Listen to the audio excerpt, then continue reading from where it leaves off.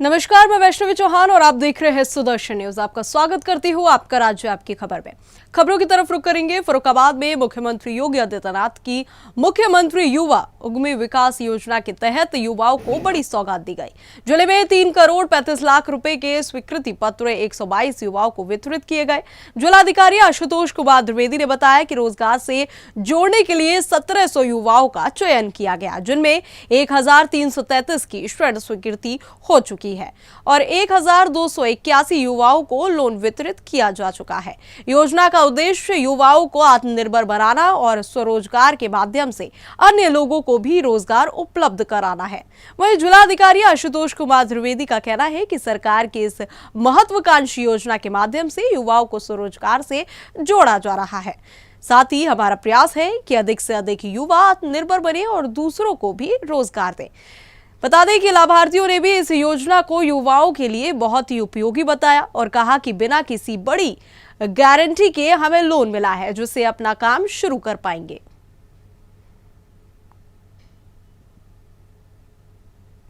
कर दिया गया, किस तरह से किया गया? आज पूरे प्रदेश में मुख्यमंत्री युवा उद्यमी योजना के लाभार्थियों को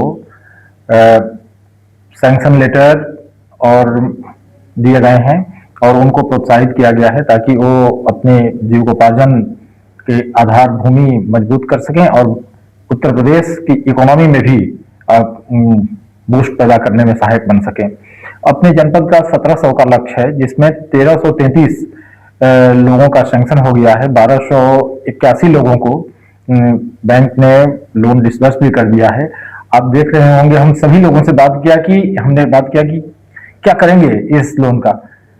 काफी वेरिएशन है, कोई शटरिंग के लिए, कोई सीमेंट ब्रिक के लिए, कोई ब्यूटी पार्लर के लिए, कोई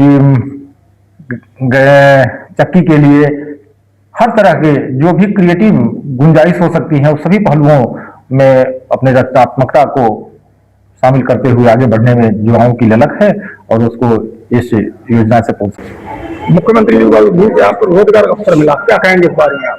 माननीय मुख्यमंत्री उत्तर प्रदेश योगी आदित्यनाथ जी के द्वारा सीएम युवा नाम से जो योजना लॉन्च करी गई है, हम युवाओं के लिए इससे बेहतर योजना इससे पहले मेरी समझ में तो कभी नहीं आई।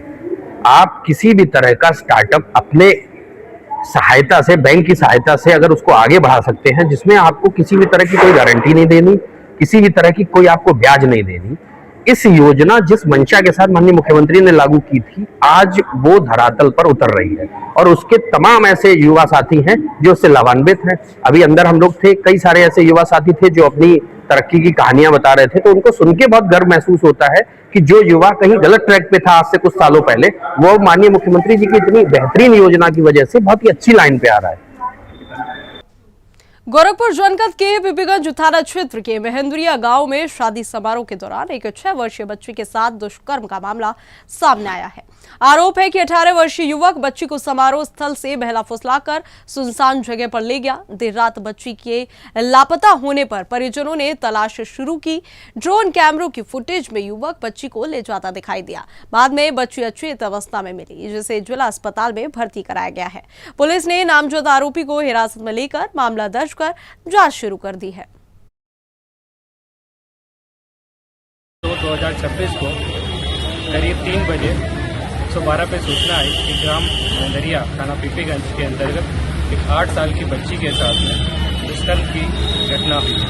इस घटना पर त्वरित कार्रवाई करते हुए पुलिस मौके पर पहुंच गई तथा बच्ची को उसके परिजन के साथ में जिला अस्पताल भेजा गया इलाज के लिए तथा साथ ही आसपास के लोगों से पूछताछ कर तथा सीसीटीवी फुटेज के आधार पर घटना जिस अभियुक्त अशोक निषाद के द्वारा, जो उसी गांव का रहने वाला है, द्वारा कारित की गई थी, उसको तुरंत हिरासत में ले लिया गया है तथा पीड़िता के बाबा के द्वारा दी गई तहरीर के आधार पर मुकदमा पंजीकृत कर विधिक कार्रवाई की जा रही है। आजमगढ़ के निजामाबाद थाना क्षेत्र के फरिया उम्मा के पूरा गांव में जमीनी विवाद एक बार फिर भड़क गया। राम सकल यादव और भुजवामन यादव के बीच चल रहे पुराने भूमि विवाद में एसडीएम के आदेश के बाद तनाव बढ़ गया। शुक्रवार सुबह विवादित गाटा संख्या की जमीन पर बोए गए गन्ने को काटने को लेकर दोनों पक्ष आमने सामने आ गए। सूचना पर पहुंची पुलिस को हालात संभालने में मशक्कत करनी पड़ी। इस दौरान कुछ महिलाओं की पुलिस से झड़प भी हुई। पुलिस ने स्थिति नियंत्रित करते हुए 2 लोगों को हिरासत में लेकर निरोधात्मक कार्रवाई की है। 2026 को थाना निजामाबाद जनपद आजमगढ़ के अंतर्गत ग्राम उमाकापुरा में 2 पक्षों के बीच में बेनामे की भूमि को लेकर विवाद शुरू हुआ। पुलिस की जानकारी में आते ही तत्काल निजामाबाद पुलिस मौके पर पहुंची और हस्तक्षेप कर मौके पर मामले को शांत कराया गया। इसी क्रम में 2 व्यक्तियों को पुलिस अभिरक्षा में लिया गया और उनके ऊपर 170 BNSS की कार्रवाई की गई और पुलिस और ग्रामीणों में कोई झड़प नहीं हुई और मौके पर स्थिति अभी सामान्य है। कानपुर में भारतीय जनता पार्टी युवा मोर्चा के कार्यकर्ताओं ने कांग्रेस नेता राहुल गांधी के खिलाफ विरोध प्रदर्शन किया। कार्यकर्ताओं ने पुतला दहन किया और नारेबाजी की। इस दौरान पुलिस ने हस्तक्षेप करने की कोशिश की, लेकिन कुछ देर के लिए धक्का मुक्की की स्थिति भी बनी। बताया जा रहा है कि ये प्रदर्शन इंडिया AI एक्सपो समिट के दौरान युवा कांग्रेस के विरोध के जवाब में किया गया। भाजयुमो जिलाध्यक्ष शिवांग मिश्रा ने कहा कि प्रधानमंत्री पर की गई टिप्पणी अनुचित है। फिलहाल पुलिस ने स्थिति को नियंत्रित कर लिया है और मामले पर नजर बनाए हुए है। कल दिल्ली में जिस तरीके एक अबोध बालक राहुल गांधी द्वारा उनकी पार्टी के कार्यकर्ताओं के द्वारा जिस तरीके की शर्मसार हरकत की गई है, जब पूरे विश्व का नेतृत्व भारतीय जनता पार्टी के प्रधानमंत्री आदरणीय नरेंद्र मोदी जी के नेतृत्व में एक AI का कार्यक्रम रखा गया, जिसमें पूरे देश के अपने प्रतिभा दिखाने का हुनर मिला। पूरे विश्व के वहाँ पे डेलीगेट्स वहाँ पे उपस्थित थे, लेकिन अबोध बालक की पार्टी के जिस तरीके अबोध युवा वहाँ पहुँचे और जिस तरीके का कृत्य किया, अपने शर्ट निकाल के प्रधानमंत्री जी के मुर्दाबाद के नारे, उस कार्यक्रम के मुर्दाबाद के नारे लगाने का काम किया। कहीं ना कहीं पूरे विश्व में भारत की छवि खराब करने का काम किया। लगातार राहुल गांधी की पार्टी के लोग, कांग्रेस की पार्टी के लोग इस तरीके का काम करते रहते हैं। जब देश को आगे बढ़ाने के लिए मोदी जी अपना तन मन धन लगाते हैं और इस तरीके के कार्यक्रम करते हैं, तो कहीं ना कहीं कांग्रेस पार्टी लगातार इस तरीके का कुछ ना कुछ घिनौनी हरकत करती है, जिससे देश को शर्मसार होना पड़ता है। उसी के विरोध में आज भारतीय जनता पार्टी युवा मोर्चा द्वारा यहाँ पे बड़े चौराहा पर उनका विरोध प्रदर्शन किया गया। राहुल गांधी का पुतला दहन किया गया है, जिससे साफ साफ दिखाई दे रहा है कि जब भी देश में कुछ अच्छा होने जा रहा होता है, प्रधानमंत्री जी के नेतृत्व में कुछ अच्छा होने जा रहा होता है, तो उनको हजम नहीं होता है कि देश की छवि अच्छी हो जाएगी विश्व में। इसका विरोध वो अपने अपने कार्यकर्ताओं के द्वारा कराते हैं, बहुत हरकतें अपने कार्यकर्ताओं के द्वारा कराते हैं। साफ साफ समझ में आता है कि वह देशद्रोही हैं। अगर इस तरीके के राहुल गांधी और उनके पार्टी के लोग करते रहेंगे तो युवा मोर्चा ने आज जैसे पूरे देश में पुतला दहन किया, राहुल गांधी के घर के बाहर ही पुतला दहन का काम किया है, मैं उनको बताना चाहूँगा कि संसद में घुसने नहीं देगा। नेपाल के रौतहट जिले में एक शादी समारोह के दौरान 2 समुदाय के बीच विवाद की घटना सामने आई है। जानकारी के अनुसार गौड़ नगर पालिका वार्ड 6 क्षेत्र में बारात के दौरान डीजे बजाने को लेकर कहासुनी हुई, जिसके बाद दोनों पक्षों में पथराव शुरू हो गया। इस घटना में कई लोग घायल हो गए। हालात बिगड़ते देख पुलिस मौके पर पहुंची, लेकिन पुलिस टीम पर भी पथराव की सूचना है। फिलहाल पूरे इलाके में तनाव का माहौल बना हुआ है और अतिरिक्त सुरक्षा बल तैनात किए गए हैं। वहीं प्रशासन ने लोगों से शांति बनाए रखने और अफवाहों पर ध्यान न देने की अपील की है।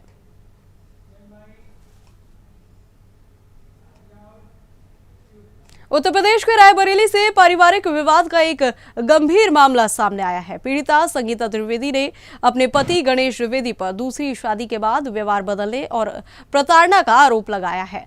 उनका कहना है कि पति उन पर और उनकी नाबालिग बेटी पर कुछ धार्मिक प्रथाएं अपनाने का दबाव बना रहे हैं। पीड़िता ने राज्य महिला आयोग से न्याय की गुहार लगाई है। आयोग की सदस्य पूनम द्विवेदी ने मामले में निष्पक्ष जांच और आवश्यक कानूनी कार्रवाई का आश्वासन दिया है। फिलहाल मामले की जांच की प्रक्रिया जारी है। कहाँ की रहने वाली है? आज यहाँ पुलिस अधीक्षक ऑफिस आई है, क्या मामला है? मेरा नाम संगीता द्विवेदी है। मेरा ससुराल आचार्य द्विवेदी नगर रायबरेली में है। हमने महिला आयोग में एक प्रार्थना पत्र दिया था, जिसके उसमें सीओ रायबरेली को यहाँ पे ट्रांसफ़र हुई, उसी के अकॉर्डिंग यहाँ बुलाया गया था बयान के लिए। जी, क्या बयान दिया और आगे आप क्या? हमने पूरी घटना को 1 बाय 1 बताया कि मेरे संग क्या हुआ, मेरे पति ने कैसे दूसरी शादी कर ली, कैसे मेरी बेटी पे इस्लाम धर्म कबूल करने के लिए दबाव बना रहे हैं, और हम ये चाहते हैं कि मेरा जो मामला यहाँ पर रायबरेली में ही पूरी जांच करके FIR यहीं पे दर्ज हो, क्योंकि मेरा ससुराल, मेरा सब कुछ यहाँ आचार्य द्विवेदी नगर रायबरेली से है। तो पुलिस मदद कर रही है आपकी कुछ? नहीं, अभी तो वो लोग कह रहे हैं कि वहाँ पर आपका केस जो है ना वहाँ लखनऊ को ट्रांसफ़र होगा, बट हम तो ये चाहते हैं, ये रिक्वेस्ट है मेरी कि मेरी कार्रवाई यहीं से की जाए। तो क्या आपको ससुराल में रहने नहीं दे रहे हैं क्या? हाँ, मेरे सास ससुर OP द्विवेदी, रमाश्री द्विवेदी सिर्फ मेरे हस्बैंड और उस माजिदा खान के साथ में है। अच्छा, तो और हम और हमारी बेटी बिल्कुल अकेले हो गए हैं। 3 सालों से बहुत मानसिक प्रताड़ना को झेल रहे हैं। अभी भी वो मुझे फ़ोन करके धमकाता है, अभी भी बेटी से प्रयास करता है मिलने का। उसने आपके पति ने आरोप लगाया है कि आपका डाइवोर्स हो चुका है और आप कह रहे हैं कि आपका डाइवोर्स नहीं हुआ। यही तो हम चाहते हैं कि इसका निष्पक्ष जांच हो, क्योंकि हम तो ऑन कैमरा ही कह रहे हैं कि मेरा डाइवोर्स नहीं हुआ है। मथुरा में लाउडस्पीकर के उपयोग को लेकर विश्व हिंदू परिषद के पदाधिकारियों ने जिलाधिकारी को ज्ञापन सौंपा है। संगठन ने आरोप लगाया है कि न्यायालय और शासन के आदेशों के बावजूद कुछ स्थानों पर लाउडस्पीकर के माध्यम से अजान दी जा रही है। ज्ञापन में यह भी कहा गया है कि मंदिरों में आदेशों का पालन हो रहा है, जबकि अन्य स्थानों पर ध्वनि विस्तारक यंत्रों का उपयोग जारी है। वर्तमान में चल रही बोर्ड परीक्षाओं का हवाला देते हुए संगठन ने छात्रों की पढ़ाई प्रभावित होने की भी बात कही है। प्रशासन से नियमों का सख्ती से पालन कराने और उल्लंघन पर कार्रवाई की मांग भी की गई है। जैसा कि हम सभी की जानकारी में है कि सर्वोच्च न्यायालय, उच्च न्यायालय, भारत सरकार, उत्तर प्रदेश सरकार के निर्देशों की अवहेलना करते हुए मुस्लिम समाज के लोगों ने मस्जिदों पर लाउडस्पीकर लगा लिए हैं। उन्हीं को हटाने के लिए हमने एक ज्ञापन डीएम साहब को दिया था। ज्ञापन के माध्यम से हमारे आग्रह को स्वीकार करते हुए डीएम साहब ने सभी एसडीएम और क्षेत्राधिकारियों के लिए आदेश जारी कर दिए हैं कि वो अपने अपने क्षेत्रों में जांच करके जो भी मस्जिदों पर अवैध लाउडस्पीकर लगे हुए हैं उन्हें तत्काल हटाने का कार्य करें। करते हुए मस्जिदों पे लगे लाउडस्पीकर्स को उतारने के लिए, क्योंकि उनसे आम जनमानस को काफ़ी समस्याएं हो रही हैं। विशेष रूप से इस समय बोर्ड्स के एग्जाम भी चल रहे हैं, रात्रि तक बच्चे लेट तक पढ़ते हैं, सुबह सुबह इस तरीके से अजान की आवाज़ आती है, उनको भी सुबह सुबह नींद में भी खलल होता है, एकाग्रता भंग होती है। बहुत बड़ी समस्या है। सुप्रीम कोर्ट ने इसमें स्पष्ट निर्देश जारी कर रखे हैं कि मस्जिदों पे लाउडस्पीकर अजान हाई आवाज़ में नहीं चलेंगे, पर फिर भी ये लाउडस्पीकर बाहर लगे हुए हैं। बीच में हटा दिए गए थे, फिर से इन्होंने ये जहमत कर ली है। डीएम साहब ने स्पष्ट निर्देश दिए गए हैं सभी एसडीएम साहब को, क्षेत्राधिकारी महोदय को, जल्दी से जल्द प्रशासन इसको हटवा दे। वाराणसी पुलिस कमिश्नर के निर्देश पर गंगा घाटों पर सुरक्षा व्यवस्था कड़ी कर दी गई है।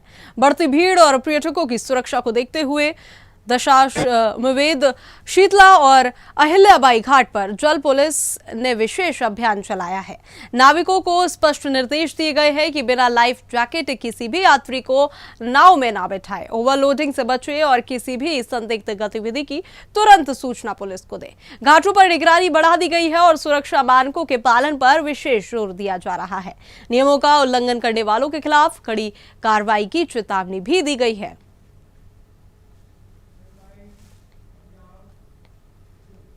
और खबर ललितपुर से है, जहां लिखावट को लेकर शिक्षक द्वारा छात्र को कथित तौर पर गंभीर सजा देने का मामला सामने आया है। आरोप है कि प्राइमरी सिविल लाइन स्कूल की कक्षा 5 के छात्र की उंगली में पेन फंसाकर डंडे से मारा गया, जिससे उसकी उंगली में फ्रैक्चर हो गया।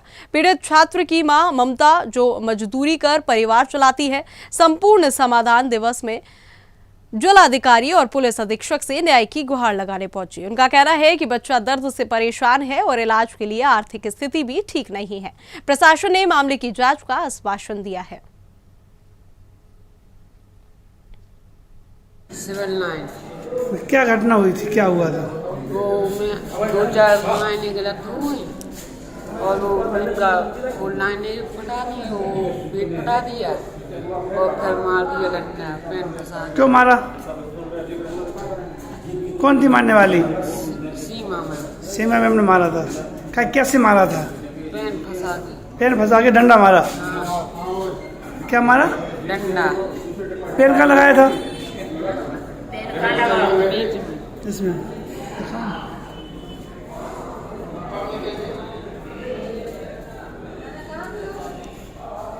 ममता? ममता क्या आपके बच्चे से क्या घटना हुई? बच्चे से मतलब राइटिंग खराब हुई तो उनने मतलब पेज फाड़ के फेंक दिया और फिर पेन फंसा के बच्चे को मार दिया डंडा से। क्या उंगली टूटी है? हाँ, मतलब गए इलाज करवाया तो मतलब चोट आई है। छूट आई है। चोट बताई डॉक्टर ने और थोड़ा सा मतलब ऐसे ही बाल माल बराबर आप जब डीएम साहब ने आई हैं, क्या कहा उन्होंने? तो बोल रहे कि मतलब 4 सीट बनाई जाए उनकी। 4 सीट। ममता जी, क्या आपके बच्चे?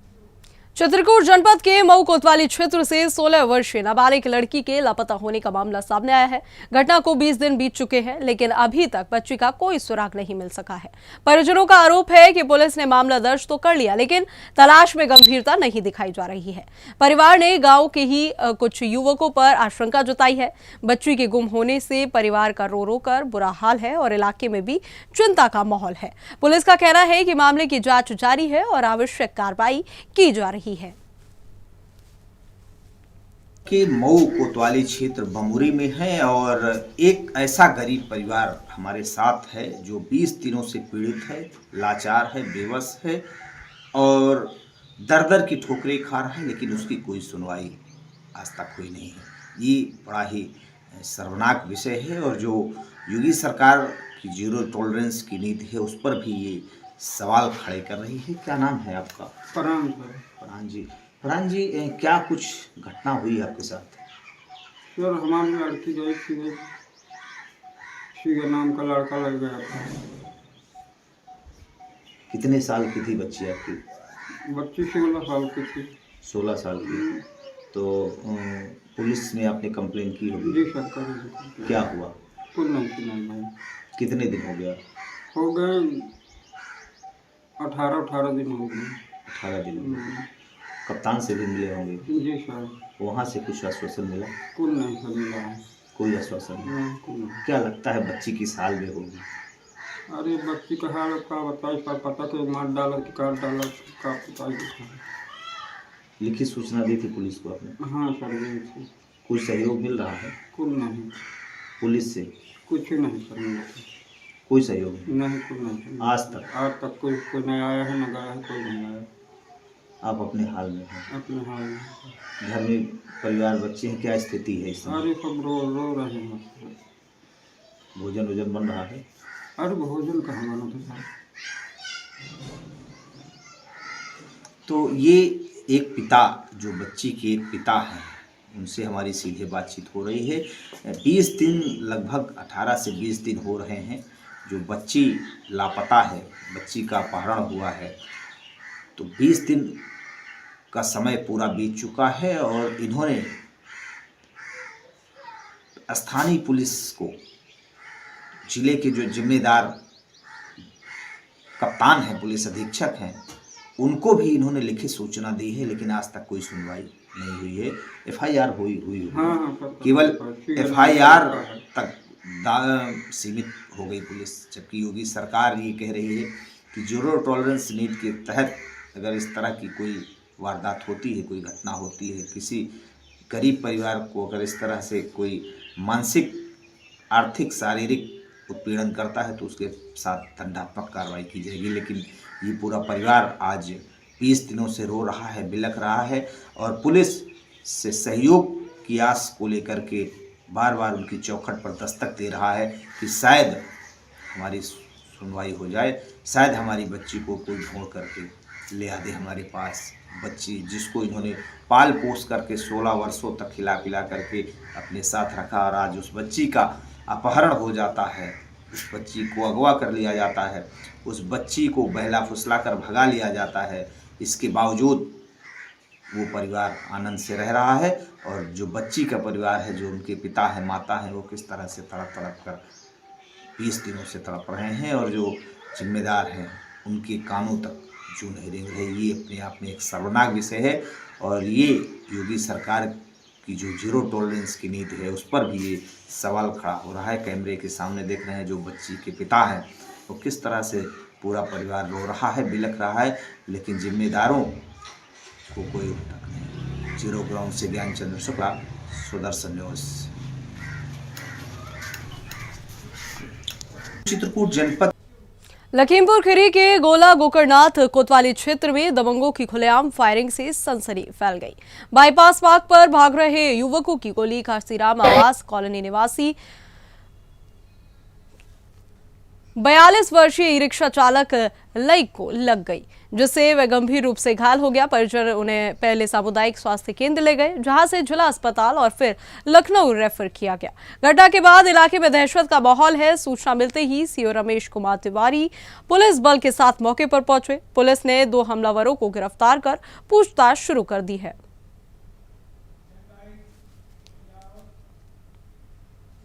लखीमपुर से इस वक्त की बड़ी खबर सामने आ रही है, जहां लक्ष्मीपुरा निवासी एक व्यक्ति की संदिग्ध परिस्थितियों में मौत के बाद परिजनों ने शहजाद नदी पर निर्माणाधीन पुल के पास शव रखकर मुख्य सड़क जाम कर दी। परिजनों की मांग है कि नामजद आरोपियों को तत्काल गिरफ्तार किया जाए। घटना की सूचना मिलते ही सदर कोतवाली पुलिस मौके पर पहुंची और परिजनों को समझाने का प्रयास कर रही है। फिलहाल सड़क पर जाम की स्थिति बनी हुई है और यातायात बाधित है। पुलिस प्रशासन हालात को शांतिपूर्ण तरीके से नियंत्रित करने में जुटा हुआ है। अर्जुन कहाँ रहते हैं? इधर ही रहते सर, जी सामने घर है। अच्छा, क्या घटना हुई थी? कौन लोग आगे गया है? आनंद, सोनू और 2 जन ने सर और आते सर। हाँ। लोहा लेगा कहने लगे अभी हम छोड़ देंगे, काम है तो घर से लोहा ले। क्या हुआ? सुबह लाश मिली? हाँ सुबह वो सर उतरा सर, चप्पलें रखी टपरिया तो सर, चप्पलें रखी पाई गई वो, और फिर वो सीधी नदिया में मट्टी मिली सर। तो आपका क्या आरोप है? क्या आरोप है? कानपुर से एक अमानवीय घटना सामने आई है, जहां शादी समारोह में शामिल होने जा रहे एक फोटोग्राफर पर दबंगों ने जानलेवा हमला कर लिया। बता दें कि मामला शिवराजपुर थाना क्षेत्र का है। घायल युवक की कस्बे में शुक्ला स्टूडियो के नाम से दुकान बताई जा रही है। आरोप है कि हमलावरों ने न सिर्फ मारपीट की, बल्कि कैमरा, मोबाइल और नकदी भी लूट ली। वारदात के बाद आरोपी घायल को सड़क किनारे छोड़कर फरार हो गए। सूचना पर पहुंची पुलिस ने घायल को अस्पताल में भर्ती कराया है और मामले की जांच शुरू कर दी है।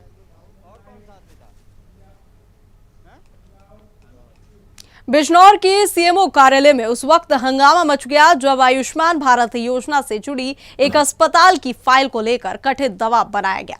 बताया जा रहा है कि चांदपुर क्षेत्र के फिना स्थित आशीर्वाद अस्पताल की फाइल जांच के दौरान अधूरी पाई गई। इसी बीच खुद को भाजपा से जुड़ा बताने वाले मनोज चौहान ने एसीएमओ डॉक्टर राजेंद्र सिंह विश्वकर्मा पर साइन करने का दबाव बनाया। आरोप है कि मना करने पर अभद्र भाषा और धमकी दी गई। मामले की जानकारी उच्च अधिकारियों को दे दी गई है और जांच के बाद कार्रवाई की बात कही जा रही है। आप सभी को नमस्कार। मैं बस इतना कहना चाहता हूं कि एक मनोज कुमार नाम का व्यक्ति है जो कि भारतीय जनता पार्टी का फ्लैग लगा के चलते हैं और अपने आप को फीना का बताते हैं वो, और अक्सर सीएमओ ऑफिस में वो दिख जाते हैं। आज 1:52 पर इनका फ़ोन आया, तो एक्चुअली मैं उस समय पहचान नहीं पाया कि ये व्यक्ति है कौन। तो इन्होंने कही कि मेरी फाइल पड़ी हुई है, आप उसको साइन क्यों नहीं कर रहे हो। हमने कहा अगर फाइल पड़ी हुई है तो जो कॉम्पिटेंट अथॉरिटी है उसे साइन कराइए, डॉक्टर देवेंद्र देखते हैं, उनको साइन कराइए आप। तो मैं इस प्रकरण को इस संबंध में समझ रहा था कि ये शायद हॉस्पिटल रजिस्ट्रेशन से संबंधित कोई मामला है, उस संबंध में बोल के इनको मैंने जवाब दिया। बाद में इन्होंने बताया कि नहीं आप आयुष्मान कार्ड तो आप ही देखते हो। तो मैंने कहा हाँ मैं ही देखता हूँ, मैंने आयुष्मान कार्ड ही देखता हूँ। तो कह रहे हैं कि मेरी 20 दिन से फाइल पड़ी है उसको नहीं। हमने कहा वो ऑनलाइन जो प्रोसीजर है उसके प्रोसीजर के क्रम में डॉक्टर नताशा उसके लिए अधिकृत की गई है। वो जांच करने के बाद निरीक्षण आख्या लेके आएंगी, तब वो उसको देखेंगे। अगर हमारे हिसाब से वो सही रहेगा तो साइन करेंगे, अदरवाइज हम फिर भी वेरिफिकेशन करेंगे। उसके बाद जो है हमारा साइन होने के बाद सीएमओ साहब का साइन होता है, उसके बाद डीएम मैडम के पास जाता है। वो डीएम मैडम जो है उस पर एक आदेश पे साइन करती है, फिर वो शासन को चला जाता है। इतनी बातें हो गई। उस बात के दौरान वो बार बार उत्तेजित हो रहे थे और उत्तेजना में बातें कर रहे थे। तो उत्तेजना के स्वाभाविक है थोड़ा सा, मैंने भी उनको बोल दिया कि आपके इस तरह के बात करने से मैं कोई कर थोड़े दूंगा, जो भी लीगल होगा उसके हिसाब से ही होगा। आपसे बात करना तो फिर वो कह रहे हैं कि आप समझ नहीं पा रहे हो, आप ऐसे है वैसे है, दुनिया की बातें अनर्गल बातें किया उन्होंने। शायद उनके पास रिकॉर्डिंग भी होगी तो वो रिकॉर्डिंग भी सुनाया जा सकता है। मैंने किसी भी तरह का कोई इलीगल बातें नहीं की है। दूसरी चीज़ ये कि जब मैं ये घटना तब घटी जब मैं निरीक्षण के दौरान आयुष्मान के निरीक्षण के लिए जा रहा था। जब लौट के आया हूँ तो ये मेरे ऑफिस में बैठे हुए थे। ऑफिस से में बैठे हुए थे उधर बाहर दरवाजे की खिड़की के पास में। जब मैं आके जैसे ही बैठा हूँ ये 2 लोगों के साथ थे और दोनों लोग आए हैं। उसका सीसीटीवी फुटेज भी मैं आपको अवेलेबल करा रहा हूँ, आप वो सीसीटीवी फुटेज भी ले लीजिए। आने के बाद उनके द्वारा बदतमीजी की गई कि ये तो साइन आपसे कर रहे हैं कि हम मुख्यमंत्री जी के ओएसडी हैं पांडे जी, आप अभी उनको जानते नहीं हो, आपकी खैर नहीं है, आप समझ नहीं पा रहे हो, आपको समझ में आ जाएगा, करवाऊंगा तो मैं आप ही से, आपका बाप करेगा आप नहीं आओगे तो। इस तरह का वक्तव्य उन्होंने दिया तो मैं उसमें नाराज होकर उठ के बाहर चला गया कि मैं डीएम मैडम के पास चल रहा हूँ, आप वहीं चलिए।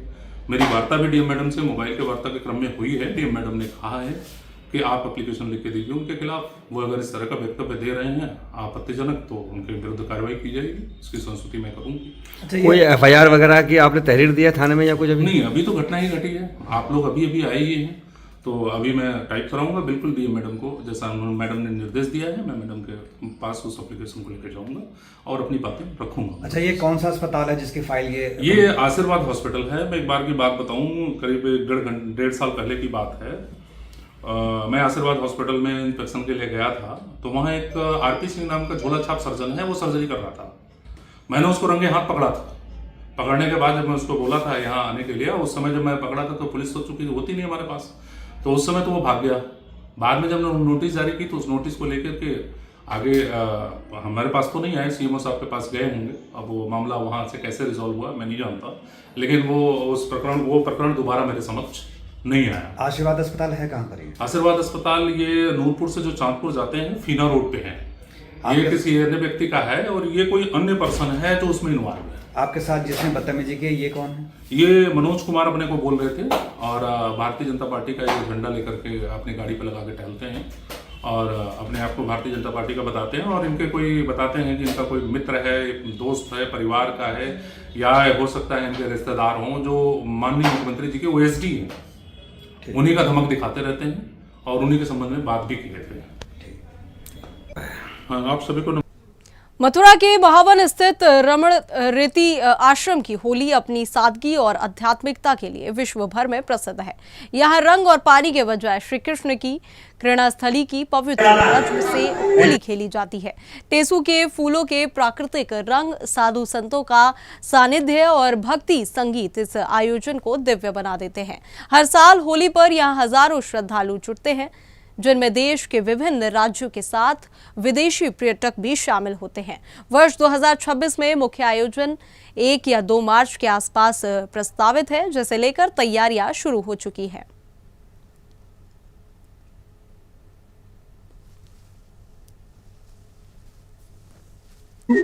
थाना मावन क्षेत्र में जो मथुरा के करीब 12-13 किलोमीटर दूरी पर लगता है, यहाँ पर इस मास में भक्तों का जन सैलाब उमड़ता है और भक्ति में सराबोर है। होली का मास शुरू हो चुका है और ब्रज में सब लोग भारत के कोने कोने से होली देखने के लिए आते हैं। हम मेरे पीछे देख पा रहे हो, कैमरामैन को कहूंगा पीछे देखिए किस तरीके से जो है लोग यहाँ पर होली का आनंद ले रहे हैं और मिट्टी में रज में अपना क्रीड़ा कर रहे हैं। जैसे भगवान श्री कृष्ण जन्मस्थली पर ब्रज में क्रीड़ा करते थे, उसी प्रकार से यहाँ पर करीब हजारों की संख्या में आप पीछे देख रहे हैं, महिलाएं, बच्चे, बुजुर्ग, सभी तरीके के यहाँ पर लोग आए हुए हैं, अपनी अपनी मन्नतें लेके आते हैं।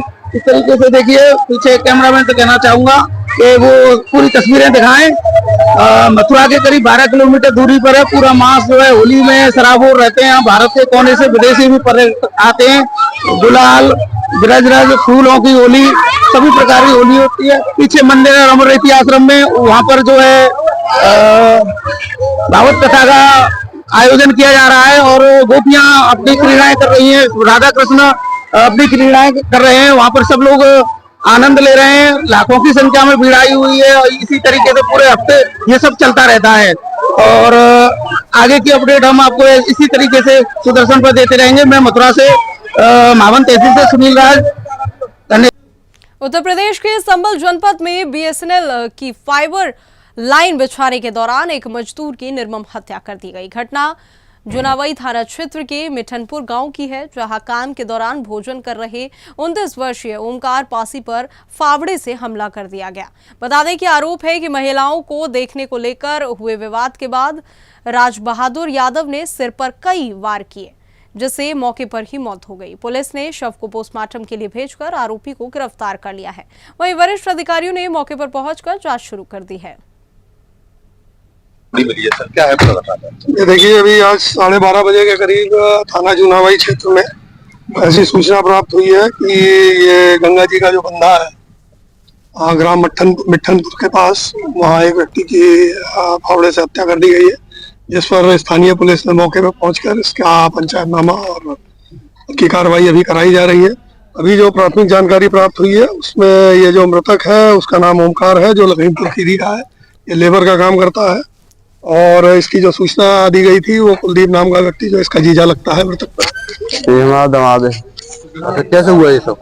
ये भैया खाना खाते हैं अकेले रहे।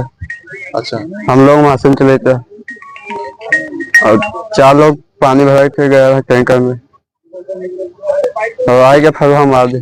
किसने मारा था फावड़ा? खबड़ी थे।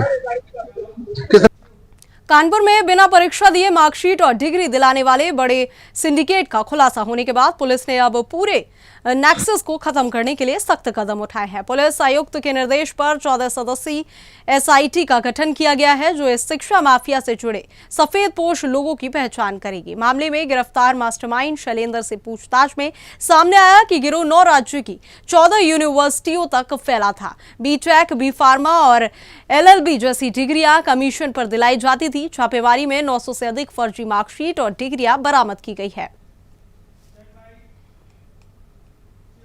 बिहार के समस्तीपुर जिला अंतर्गत रोसड़ा शहर में नवनिर्मित शक्तिधाम खाटू श्याम मंदिर की प्राण प्रतिष्ठा को लेकर आयोजित 5 दिवसीय महायज्ञ और पूजा अनुष्ठान विधिवत संपन्न हुआ। मंदिर ट्रस्ट के सचिव कृष्ण कुमार लखोटिया ने बताया कि खाटू श्याम बाबा, जिन्हें श्री कृष्ण का आशीर्वाद प्राप्त है, देश भर में आस्था के साथ पूजे जाते हैं। कार्यक्रम को सफल बनाने में समाज के कई गणमान्य लोगों की अहम भूमिका रही। वहीं मुख्य पुजारी आचार्य नीरज शर्मा ने वैदिक मंत्रोच्चार के साथ प्रतिमा की स्थापना कराई। पूरे क्षेत्र में भक्ति और उत्साह का माहौल देखने को मिला।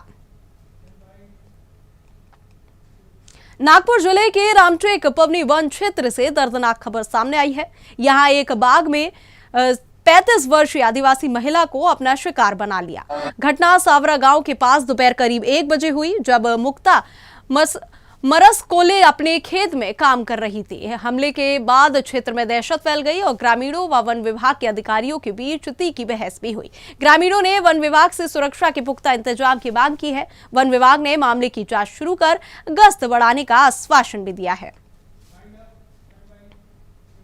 और फिलहाल इस बुलेटिन में इतना ही। देश और दुनिया की तमाम खबरों के लिए हमारे साथ जुड़े रहें और देखते रहे सुदर्शन न्यूज। जय हिंद।